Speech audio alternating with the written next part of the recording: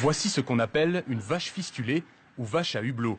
Sur son flanc gauche, un trou de 15 cm fermé par un bouchon dévissable en caoutchouc. Ce trou mène directement à la panse de la vache. Objectif, tester la digestion de mélanges d'avoine expérimentaux. Pour savoir qu'est-ce qui assimile dans l'intestin, il faut savoir qu'est-ce qui était dégradé au niveau de la panse.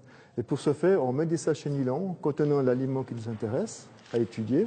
On les met pour 2, 4, 8, 16, 24 et 48 heures en incubation. À la clé, une alimentation potentiellement plus équilibrée pour les bovidés.